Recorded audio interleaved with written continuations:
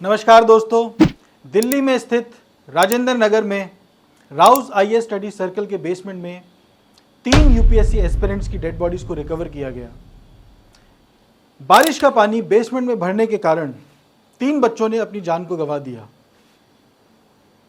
जो एक सपना वो लेकर आए थे आईएएस बनने का, उस सपने की भी मौत हो गई। एक न्यूज़ रिपोर्ट के मुताबिक दिल्ली पुलिस ने section 105, 106 sub clause 1, section 115 sub section 2, section 290 Bharatiya Nyaya संहिता के तहत एफआईआर को दर्ज किया। आइए समझते हैं जिन सेक्शंस में एफआईआर को दर्ज किया गया वो सेक्शंस क्या हैं। Section 105 punishment for culpable homicides not amounting to murder.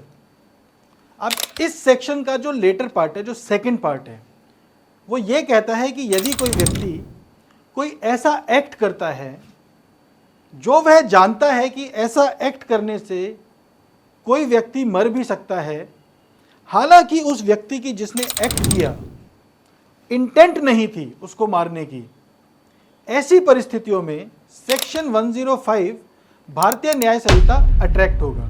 इस ऑफेंस के लिए जो लेटर पार्ट है, इसमें अप टू 10 इयर्स की इंप्रिजनमेंट और फाइन दोनों ही प्रिस्क्राइब करे गए हैं। सेक्शन के इंग्रेडिएंट क्या हैं? एक एक्ट करना, committing an act without the intention to cause death, but the person committing the act knows that such act may lead to death of such person और एनी पर्सन। अगला section है section 106, causing death by negligence. Section 106 में criminal negligence को punishable बनाया गया है। हम sub section 1 पढ़ेंगे। Whoever causes death of any person by doing any rash or negligent act, तो जो कोचिंग सेंटर में हुआ वो एक नेग्लिजेंट एक्ट के एम्बिट में फॉल करता है। Not amounting to culpable homicide shall be punished with imprisonment of either description for a term which may extend to 5 years and shall also be liable to fine। पहले ये section 304A IPC होता था और इसके अंदर जो punishment थी वो 2 साल तक की प्रिस्क्राइब थी, साथ में फाइन भी था। अब इसमें पनिशमेंट को बढ़ा करके 5 साल तक कर दिया गया है अलॉन्ग विथ फाइन।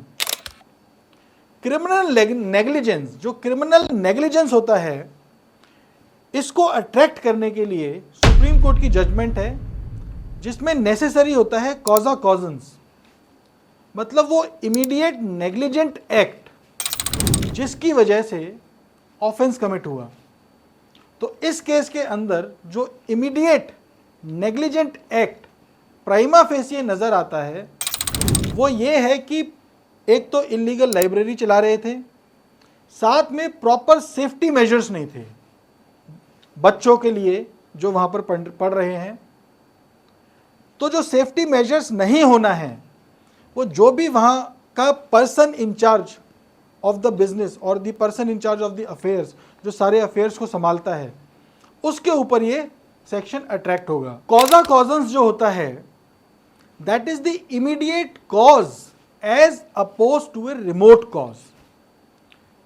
दूसरी भाषा में बोलें तो last link in the chain of causation, जो लास्ट एक्ट है जिसकी वजह से जो ऑफेंस है वो कमिट हुआ, वो last real effective cause of damage, last proximate act, penultimate act, जिसकी वजह से जो ऑफेंस है सेक्शन 106 भारतीय न्याय संहिता में वो कमिट हुआ।